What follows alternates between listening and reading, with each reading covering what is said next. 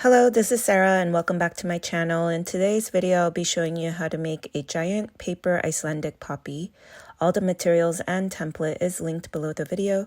If you want to use a letter size 8x11 paper or 12x12 cardstock paper, you could use it on the Cricut or Silhouette.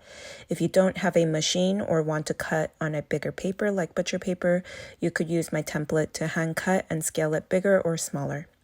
First, we'll start with the center. I'm balling up several sheets of plain white tissue paper. You will need it to be about 4 to 5 inches in diameter. Then glue this onto a coupler that matches your stem PVC pipe size. Mine is a coupler for the 3/4 inch PVC pipe.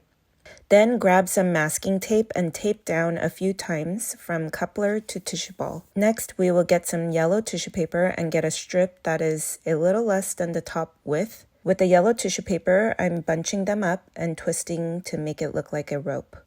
We're making 4 of them. Then use the matte Mod Podge and put it over the rope-like tissue paper and add another strip of yellow tissue paper and neatly wrap it up. This is just to make sure it hides any imperfections.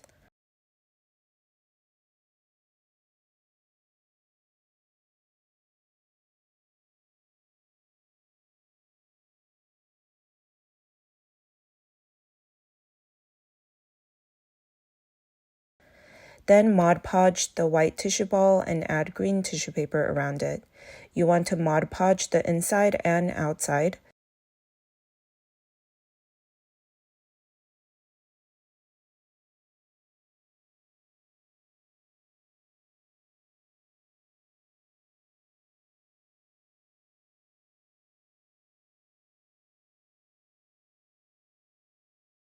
Do one more last layer of green tissue paper to smooth out the top as best as you can, and add the yellow pieces on top, making it look like a star shape.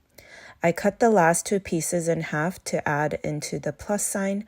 Set this aside for it to dry. It will take about an hour or 2 to fully dry.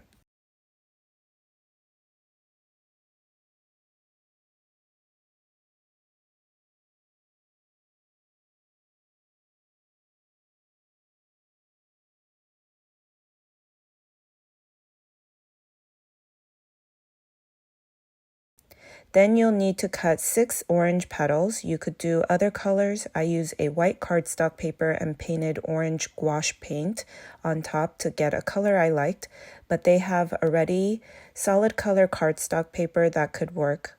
Fan fold the petals and slightly crinkle to add texture to each petal.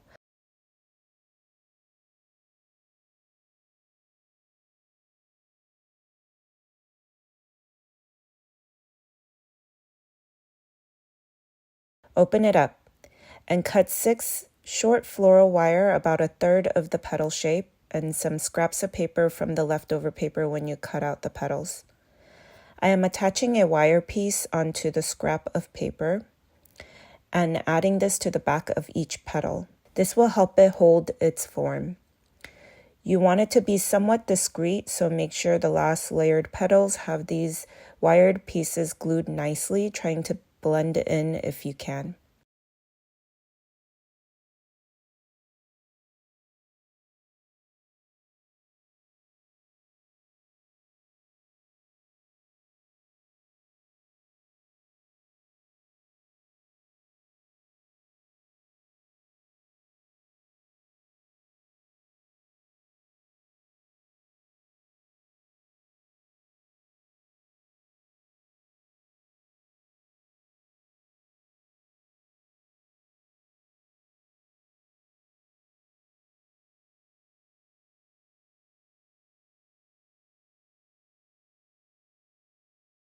Then you'll need to cut yellow fringes. I used half a sheet of paper cut the long way, measuring about 4 inches by 11 inches, and I have 4 of these fringes ready to be glued into the center.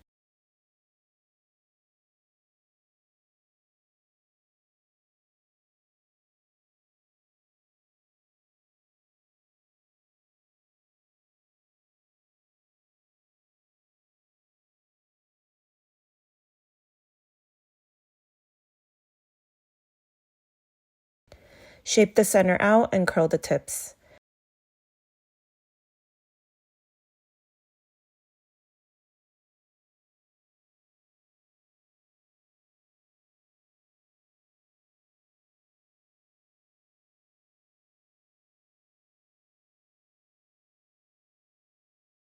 Then glue the petal just the bottom edge, and the wire should be facing down, and you are gluing the opposite side of the wire. The first layer will have 3 petals, so make sure you try to evenly divide, going around the circle into 3s.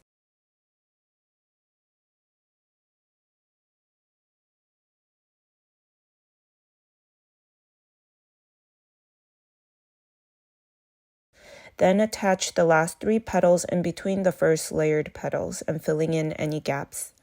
Make sure the wired part is facing down so you don't see them.